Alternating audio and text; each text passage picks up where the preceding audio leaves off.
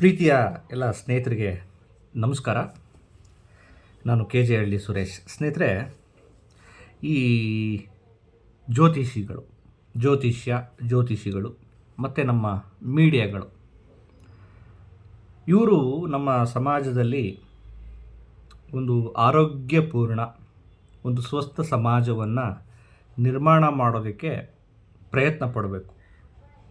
ಆದರೆ ಇವರು ಸಮಾಜದಲ್ಲಿ ಆರೋಗ್ಯ ಸೃಷ್ಟಿ ಮಾಡೋದಕ್ಕಿಂತ ಒಂದು ಭಯ, ಒಂದು ಅಭದ್ರತೆ, ಒಂದು ಒತ್ತಡ ಮತ್ತು ಅನಗತ್ಯವಾದ ಖರ್ಚುಗಳನ್ನು, ಅನಗತ್ಯವಾದ ಹೇರಿಕೆಗಳನ್ನು ಮಾಡ್ತಾ ಇದ್ದಾರೆ ಅಂತ ಅನಿಸುತ್ತೆ. ಮೊದಲನೇದಾಗಿ ಈ ಜ್ಯೋತಿಷ್ಯ ಹೇಳುವಂಥವ್ರು, ಗುರೂಜಿಗಳು.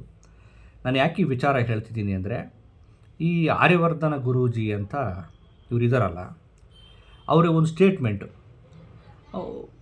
ಸ್ವಲ್ಪ ಯಾವರು ಕೊಡುವಂಥ ಸ್ಟೇಟ್ಮೆಂಟು ಏನಾದರೂ ವ್ಯಾಲ್ಯೂ ಇದೆಯಾ, ಸ್ವಲ್ಪ ವೈಚಾರಿಕವಾದ ಒಂದು ಆಧಾರ ಇದೆಯಾ, ಅಥವಾ ಅವ್ರು ಕೊಡುವಂಥ ಹೇಳಿಕೆಗಳು, ಅವರು ಕೊಡುವಂಥ ಸಜೆಷನ್ಸ್ ಏನಾದರೂ ಜನರಲ್ಲಿ ಒಂದು ಕಾನ್ಫಿಡೆನ್ಸನ್ನು, ಒಂದು ಅರಿವನ್ನು, ಒಂದು ಪ್ರಜ್ಞಾವಂತಿಕೆಯನ್ನು ಮೂಡಿಸ್ತಿದೆಯಾ ಅಂತ ನೋಡಿದ್ರೆ ಮೂಡಲ್ಲ.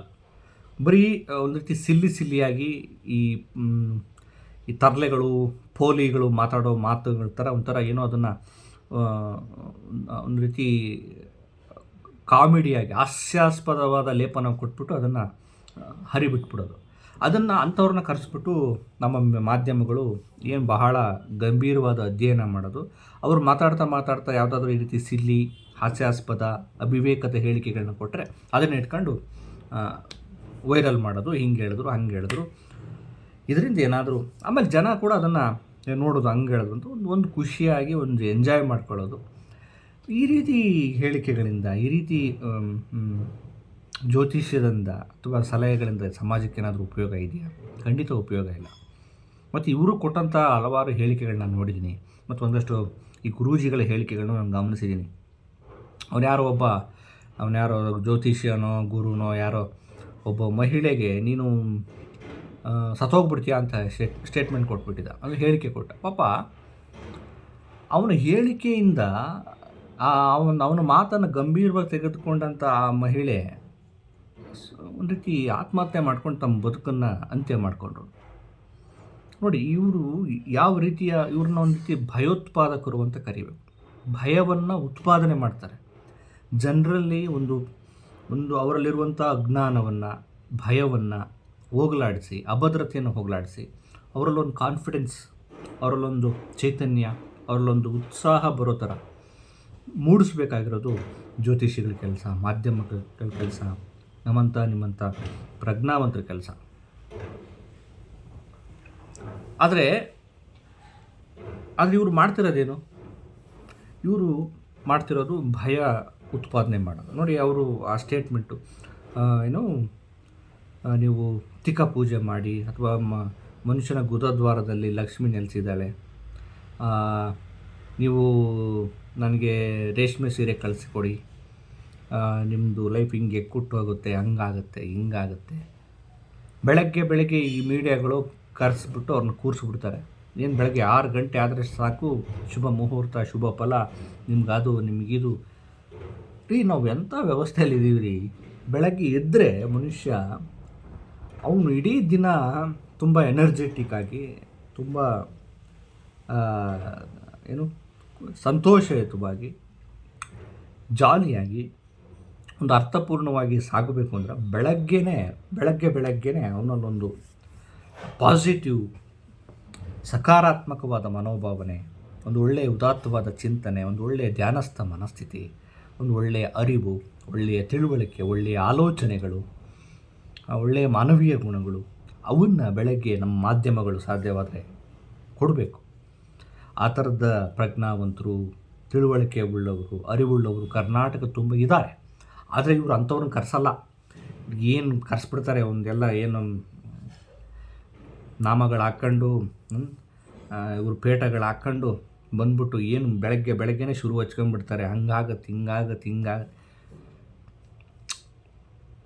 ಎಂಥ ಸಮಾಜವನ್ನು ಕಟ್ಟೋಕೆ ಹೊರಟಿದ್ದಾರೆ ಇವರೆಲ್ಲ ಅಂತ ಅಂದರೆ ಭಾಳ ಆಘಾತ ಆಗುತ್ತೆ, ಬೇಸರ ಆಗುತ್ತೆ. ಸಮಾಜದಲ್ಲಿ ಮಾಧ್ಯಮದ ಮೂಲಕ ಮೌಢ್ಯಗಳನ್ನು ಬಿತ್ತುತ್ತಾರೆ, ಹೋಗಲಿ ಇವರು ಹೇಳೋ ಜ್ಯೋತಿಷ್ಯಗಳು, ಇವರು ಹೇಳೋ ಮಾತುಗಳು ಏನಾದರೂ ಸ್ವಲ್ಪ ಅವರಲ್ಲಿ ಒಂದು ಸ್ವಲ್ಪ ಶಕ್ತಿ ಚೈತನ್ಯ ಏನಾದರೂ ಮೂಡಿಸ್ತವ? ಮಣ್ಣು. ಇವೆಲ್ಲ ಬೂಟಾಟಿಕೆಗಳು, ಇವೆಲ್ಲ ಸುಳ್ಳು. ಅವ್ರ ಭವಿಷ್ಯವೇ ಅವ್ರಿಗೆ ಗೊತ್ತಿರಲ್ಲ. ಅದು ಜ್ಯೋತಿಷ್ಯ ಅನ್ನೋದೊಂದು ವಿಜ್ಞಾನ ಅಂತಾರೆ. ಆದರೆ ಅದು ವಿಜ್ಞಾನ ಅನ್ನೋದನ್ನು ಯಾವ ನೆಲೆಯಲ್ಲಿ ಸಾಬೀತುಪಡಿಸ್ಬೇಕು ಅನ್ನೋದು, ಅದ್ರ ಬಗ್ಗೆ ತುಂಬ ಖಗೋಳಶಾಸ್ತ್ರವನ್ನು ಅಧ್ಯಯನ ಮಾಡಿದವರು, ಅದಕ್ಕೊಂದು ಸೈಂಟಿಫಿಕ್ ಆದ ಒಂದು ಆಧಾರವನ್ನು ಕೊಡುವವರು ತುಂಬ ಕಡಿಮೆ ಇದ್ದಾರೆ. ಅವರು ಇವ್ರುಗಳ ಥರ ಎಲ್ಲ ಬಂದ್ಬಿಟ್ಟು ಟಿ ವಿಗಳ ಮುಂದೆ ಆ ರೀತಿ ಹೇಳೋದು ಇಲ್ಲ. ಅವ್ರಿಗೊಂದು ಖಚಿತತೆ ಇದೆ. ಆಮೇಲೆ ಯಾವುದೇ ಜ್ಯೋತಿಷ್ಯ ಇರ್ಬೋದು, ಯಾವುದೇ ಮಾತುಗಳಿರ್ಬೋದು, ಜನರಲ್ಲಿ ಭಯವನ್ನು ಉಂಟು ಮಾಡಬಾರ್ದು ಅನ್ನೋದನ್ನೇ ನಿಜವಾದ ಜ್ಯೋತಿಷಿಗಳು ಅಥವಾ ನಿಜವಾದ ಗುರುಗಳು ಮೊದಲನೇ ಪಾಲಿಸಿ ಇಟ್ಕೊಂಡಿರ್ತಾರೆ. ಭಯ ಉಂಟು ಮಾಡಬಾರ್ದು. ನಾವು ಯಾವತ್ತೂ ಒಂದು ಒಳ್ಳೆಯ ಮಾರ್ಗದರ್ಶನ ಕೊಡಬೇಕು ಅಂತ. ಇವ್ರು ಹಂಗಲ್ಲಲ್ಲ, ಇವತ್ತು ಮಾಡಬೇಕು, ಇದನ್ನ ಮಾಡಬೇಕು, ಹಂಗಾಗುತ್ತೆ. ಆ ಸ್ಟೇಟ್ಮೆಂಟ್, ಆ ಗುರೂಜಿ, ಆರ್ಯವರ್ಧನ ಗುರೂಜಿಯ ಆ ಮಾತುಗಳಿಗೆ ಏನಾದರೂ ವ್ಯಾಲ್ಯೂ ಇದೆಯಾ? ಅಂಥವ್ರನ್ನ ಕರೆಸಿ ಇವರು ಇಂಟರ್ವ್ಯೂ ಮಾಡ್ತಾರೆ, ಮತ್ತು ಅಂಥವ್ರನ್ನ ಇವ್ರು ಫಾಲೋ ಮಾಡ್ತಾರೆ. ಆಮೇಲೆ ಆನ್ಲೈನಲ್ಲಿ ಬರೋ ಜಿಂಗಲಕ ಜಿಂಗಲಕ ಒಳ್ಳೆ ಈ ಪಡ್ಡೆ ಹುಡುಗರು ಮಾತಾಡೋ ಥರ. ಇವರೆಲ್ಲ ಸ್ಟ್ಯಾಂಡಪ್ ಕಾಮಿಡಿಗೆ ಹೋಗ್ಬಿಟ್ರೆ ಅಟ್ಲೀಸ್ಟ್ ಒಂದು ಒಳ್ಳೆ ಚೆನ್ನಾಗಿ ಕ್ಲಿಕ್ ಆಗ್ತದೆ. ಬಹುಶಃ ಅದೇ ಇವರ ಜಾನರೇ ಅದು. ಸ್ವಲ್ಪ ಇದನ್ನೊಂದು ಟಚ್ಚಾಗಿ ತೊಗೊಂಡಿರ್ತಾರೆ. ಜ್ಯೋತಿಷ್ಯ, ನ್ಯೂಮರಾಲಜಿ, ಮತ್ತು ಬಿಗ್ ಬಾಸ್ಗೆ ಕರೆಸಿರೋ ಕಾರಣವೂ ಅದೇ ಇರುತ್ತೆ. ಏನೋ ಒಂದು ಕಾಮಿಡಿ ಸಿಗ್ಬಿಡುತ್ತೆ, ಜನ ಎಂಜಾಯ್ ಮಾಡ್ತಾರೆ. ಇದು ಒಂದು ಕಡೆ ಆದರೆ ಸ್ನೇಹಿತರೆ, ನಮಗೆ ನೋಡಿ, ನಮ್ಮಲ್ಲಿ ನಮ್ಮ ಕರ್ನಾಟಕದಲ್ಲಿ ಎಷ್ಟು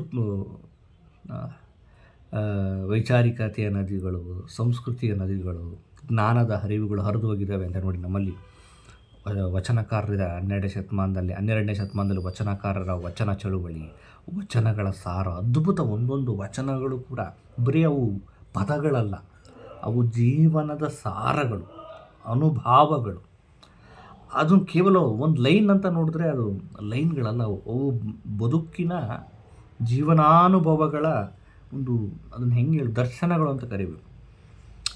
ಅವನ್ನ ನಮ್ಮ ಮಕ್ಕಳಿಗೆ, ನಮ್ಮ ಜನರಿಗೆ ನಾವು ತಲುಪಿಸೇ ಇಲ್ಲ. ಮಾಧ್ಯಮಗಳನ್ನು ಮಾಡ್ಬೋದು.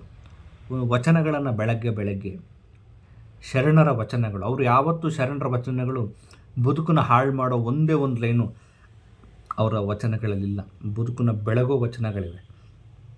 ನಾವು ಒಳ್ಳೆಯ ಮನುಷ್ಯನಾಗೋದು ಹೇಗೆ, ಒಳ್ಳೆಯ ವ್ಯಕ್ತಿತ್ವ ರೂಪಿಸ್ಕೊಳ್ಳೋದು ಹೇಗೆ, ಒಳ್ಳೆಯ ಸಮಾಜವನ್ನು ಕಟ್ಟೋದು ಹೇಗೆ, ಒಳ್ಳೆಯ ಆರೋಗ್ಯವನ್ನು ಇಟ್ಕೊಳ್ಳೋದು ಹೇಗೆ, ಇವತ್ತಿನ ಜಂಜಡದ ಬದುಕಲ್ಲಿ, ಒತ್ತಡದ ಬದುಕಲ್ಲಿ ಮನುಷ್ಯ ಶಾಂತವಾಗಿರೋದು ಹೇಗೆ, ಧ್ಯಾನಸ್ಥನಾಗಿರೋದು ಹೇಗೆ, ಬರೀ ಹೊರಗಿನಲ್ಲೇ ಒದ್ದಾಡ್ತಿರುವಂಥ ಈ ಜಂಜಡದ ಬದುಕಲ್ಲಿ ಒಳಹೊಕ್ಕು ಒಳಗಣ್ಣು ತೆರೆಯುವುದು ಹೇಗೆ. ಆಮೇಲೆ ಇದು ಆಯಿತಾ. ಆಮೇಲೆ ನಮ್ಮಲ್ಲಿ ತತ್ವಪದಕಾರರು, ಜ್ಞಾನಪೂರ್ಣಂ ಜಾಗಂ ಜ್ಯೋತಿ ನಿರ್ಮಲವಾದ ಮನಸ್ಸೇ ಕರ್ಪೂರದಾರತಿ ಅಂತ. ನಿರ್ಮಲವಾದ ಮನಸ್ಸೇ ಕರ್ಪೂರದಾರತಿ ಅಂತ ಹೇಳಿದ್ದಾರೆ. ವಚನಕಾರದ್ದಾಯಿತು. ಈಗ ತತ್ವಪದಕಾರರು ನಿರ್ಮಲವಾದ ಮನಸ್ಸೇ ಕರ್ಪೂರದಾರತಿ ಅಂತ ಹೇಳಿಬಿಟ್ರು. ಸೋರುತಿಹುದು ಮನೆಯ ಮಾಳಿಗೆ, ಅಜ್ಞಾನದಿಂದ ಸೋರುತಿಹುದು ಮನೆಯ ಮಾಳಿಗೆ. ಬಿದ್ದಿಯಬ್ಬೆ ಮುದುಕಿ, ಬಿದ್ದಿಯಬ್ಬೆ, ಶಿಶುನಾಳ ಶರೀಫರ ಪದಗಳು.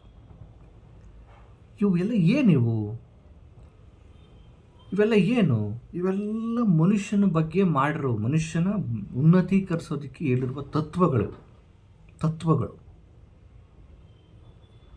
ಇವನ್ನ ಕೊಡಬೇಕಲ್ಲ, ಇವನ್ನ ಹಂಚಬೇಕಲ್ಲ. ಆಮೇಲೆ ಕೀರ್ತನೆಗಳು, ನಮ್ಮ ದಾಸವರಣ್ಯರು, ಪುರಂದರದಾಸರು, ಕನಕದಾಸರು, ಅವರ ಒಂದೊಂದು ನುಡಿಗಳು. ಕುಲವೆಂದು ಹೊಡೆದಾಡದಿರಿ ನೀವು, ನಿಮ್ಮ ಕುಲದ ನೆಲೆಯನೇನಾದರೂ ಬಲ್ಲಿರ. ಮಾನವ ಜನ್ಮ ಬಹುದೊಡ್ಡದು, ಇದನ್ನು ಹಾನಿ ಮಾಡಿಕೊಳ್ಳಬೇಡಿರೋ ಹುಚ್ಚಪ್ಪಗಳಿರ. ಇದೆಂಥ ದೊಡ್ಡ ಥಾಟ್ಸ್. ಇಂಥವ್ನು ಕೊಡಲ್ಲ, ಜನ ನೋಡಲ್ಲ. ನೀವು ಮೊದಲು ಕೊಡ್ರಿ, ಜನಕ್ಕೆ ಮೊದಲು ಕೊಡಿ. ಸ್ಟಾರ್ಟಿಂಗ್ ಬೇಸರ ಆಗತ್ತೆ, ಬೋರ್ ಹೊಡೆಯುತ್ತೆ. ಆ ರುಚಿ, ಆ ಅಭಿರುಚಿಯನ್ನು ನಾವು ಹಚ್ಚಬೇಕು. ಮಾಧ್ಯಮದವರು ಆ ಅಭಿರುಚಿಯನ್ನು ಹಚ್ಚಬೇಕು. ನಿಜ, ಮನುಷ್ಯ ಬೇಸಿಕಲಿ ಟಿ ವಿಗಳು ಬರೀ ಕ್ರೈಮ್ ಕೊಡ್ತವೆ, ಬರೀ ಅಶ್ಲೀಲತೆಯನ್ನು ಬಿಂಬಿಸ್ತವೆ, ಬರೀ ಈ ಥರದ್ದೇ ಹೇಳ್ತವೆ ಅಂತ ಜನ ತೆಗಳಿದ್ರು ಕೂಡ ಅವ್ರು ನೋಡೋದು ಅದನ್ನೇ ಅಂತ ಮಾಧ್ಯಮದ ಜನರ ಮೇಲೆ ಮಾಧ್ಯಮದವರು ಟೀಕೆ ಮಾಡ್ತಾರೆ. ನಾವು ಹೆಚ್ಚು ಹೆಚ್ಚು ಈ ತರಹದ ಮೌಲ್ಯಯುತವಾದ ಕಾರ್ಯಕ್ರಮಗಳನ್ನ ಕೊಟ್ಟರೆ ಜನನೂ ನೋಡ್ತಾರೆ. ಆಮೇಲೆ ಜನಕ್ಕೂ ಒಂದು ಸ್ವಲ್ಪ ತಯಾರಿ ಬೇಕಿದೆ. ಮಕ್ಕಳಿಗೆ ಫೋನು, ಗೇಮು, ಇನ್ಯಾವುದು ಇದು ಅದು, AI, ಟೆಕ್ನಾಲಜಿ ಇವೆಲ್ಲವೂ ಕೂಡ ಭಾವನೆಗಳನ್ನು ಕೊಡಲ್ಲ. ಸೀತಾರಾಮ್ ಅವರು ಹೇಳ್ತಾಯಿದ್ರು, TN ಸೀತಾರಾಮ್, ಇವುಗಳಿಗೆ ಭಾವನೆಗಳು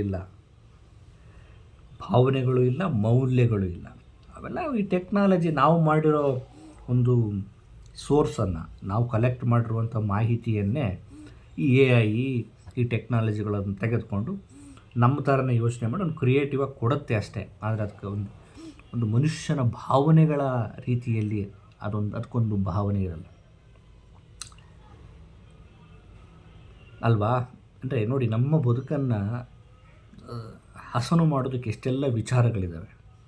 ಕುವೆಂಪು ಅವ್ರನ್ನ ನಾವು ಎಷ್ಟು ಓದಿದ್ರೂ ಕಡಿಮೆ. ಅವರು ನಿರಂಕುಶಮತಿಗಳಾಗಿ ಅಂತ ಹೇಳಿದ್ದಾರೆ. ನಿರಂಕುಶಮತಿಗಳಾಗಿ ಅಂತ. ನೀವು ಅಜ್ಞಾನಕ್ಕೆ ಒಳಗಾಗಬೇಡಿ, ನೀವು ಈ ಮೌಢ್ಯಗಳಿಗೆ ಕಟ್ಟು ಬೀಳಬೇಡಿ. ನೀವು ಸ್ವಾಭಿಮಾನಿಗಳಾಗಿ, ನೀವು ಯಾವುದೇ ಬಂಧನಕ್ಕೆ ಒಳಗಾಗಬೇಡಿ, ಸ್ವತಂತ್ರ ಚೇತನಗಳಾಗಿ ವೈಚಾರಿಕವಾಗಿ ರೂಪುಗೊಳ್ಳಿ ಅಂತೇಳಿ ಎಷ್ಟು ವಿಚಾರಗಳು. ನಮ್ಮಲ್ಲಿ ಅವಧೂತರು ಬಂದು ಹೋಗಿದ್ದಾರೆ. ನಮ್ಮಲ್ಲಿ ಬುದ್ಧ, ಬಸವ, ಚಾರ್ವಾಕರು, ಎಷ್ಟು ಪರಂಪರೆಗಳು ಬಂದು ಅವರೆಲ್ಲ ಹೇಳೋದು ಏನು ಅಂದರೆ ಗುಡ್ನೆಸ್, ಹ್ಯಾಪಿನೆಸ್, ಒಳ್ಳೆಯದನ್ನು ಮಾಡಿ ಲೈಫನ್ನು ಚೆನ್ನಾಗಿ ಸಂಭ್ರಮಿಸಿ ಅರ್ಥಪೂರ್ಣವಾಗಿಸಿ ಜೀವನವನ್ನು ಒಂದು ಸುಂದರಗೊಳಿಸಿ ಅಂತ. ಸೊ ನೋಡಿ, ನಾನು ಮೌನ ಕೆಲವೊಂದು ಸಲ ಸ್ಟಾಪ್ ಆಗ್ತೀನಿ. ಯಾಕೆಂದರೆ ಆ ಮೌನದಲ್ಲೂ ಒಂದು ಎಷ್ಟೋ ಹೇಳಕ್ಕಾಗದಿರೋ ವಿಚಾರಗಳು ಮೌನದ ಮೂಲಕವೂ ಇದ್ದಾವೆ ಅಂತ. ನಾವು ಎಷ್ಟು ಮಾತಾಡ್ತೀವಿ, ಮಾತು.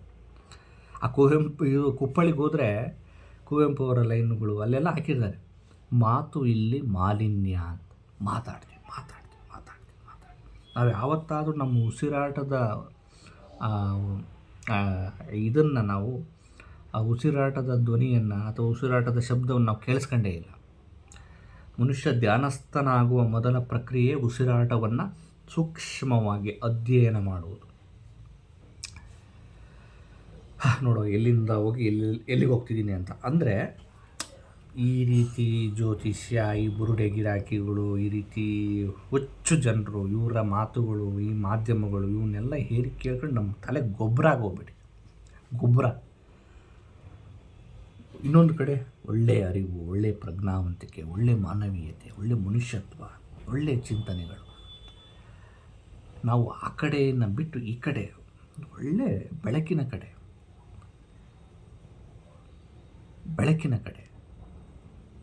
ಜ್ಞಾನದ ಬಲದಿಂದ ಅಜ್ಞಾನದ ಕೇಡು ನೋಡಯ್ಯ. ಆ ಕತ್ತಲೆ, ಆ ಅಜ್ಞಾನವನ್ನು ಜ್ಞಾನದ ಬೆಳಕಿಂದ ನಾವು ಕಾಣಬೇಕಾಗಿದೆ. ಒಂದು ಮಾಧ್ಯಮಗಳು ಇದನ್ನು ಬದಲಾವಣೆ ಮಾಡ್ಕೋಬೇಕಾಗಿದೆ. ನಮ್ಮ ಸಮಾಜವೂ ಕೂಡ ಈ ರೀತಿ ನೋಡಬೇಕಾಗಿದೆ. ಇದು ಬಹಳ ಇಂಪಾರ್ಟೆಂಟು. ಇದು ನಮ್ಗನ್ಸುತ್ತೆ, ನಿಮಗನ್ಸ್ಬೋದು ಏನೋ ಹೇಳ್ತೀವಿ. ಇಲ್ಲ, ಭಾಳ ಇಂಪಾರ್ಟೆಂಟು. ಮನುಷ್ಯ ಭಾಳ ಖುಷಿಯಾಗಿರ್ಬೋದು. ಹಂಗಂತೇಳಿ ಏನು ಬೇಡ ನನಗೆ, ಅದು ಬೇಡ, ಬೇಕು. ಒಂದು ಡಿಗ್ನಿಟಿ ಬದುಕಿಗೆ ಎಲ್ಲವೂ ಬೇಕು. ಆದರೆ ಮನುಷ್ಯನಿಗೀಗ ಏನು ಸಿಕ್ಕರೂ ಇನ್ನೂ ಏನೋ ಬೇಕು, ಇನ್ನೂ ಅದು ಇದು. ಯಾಕಂದರೆ ಅವನಿಗೆ ನಿಜವಾದ ಸಂಪತ್ತು, ನಿಜವಾದ ಖುಷಿ, ನಿಜವಾದ ಸೌಂದರ್ಯ, ನಿಜವಾದ ಶ್ರೀಮಂತಿಕೆ ಯಾವುದು ಅಂತೇಳಿ ಅವನ ತವಕ ಇದೆ. ಅದು ಗೊತ್ತಾಗಬೇಕು ಅಂದರೆ ಒಳಗಡೆ ಹೋಗಬೇಕಾಗಿದೆ. ಒಳಗಡೆ ಅಂದರೆ ಅಂತರ್ಮುಖಿ ಧ್ಯಾನಸ್ಥ ಸ್ಥಿತಿ. ಸ್ವಲ್ಪ ಯೋಚನೆ ಮಾಡೋಣ, ಅಷ್ಟಿಗೆ ಹೋಗೋಣ. ಅದಿದೆ, ಆ ಒಂದು ದೊಡ್ಡ ಒಂದು ಲೋಕವೇ ಇದೆ.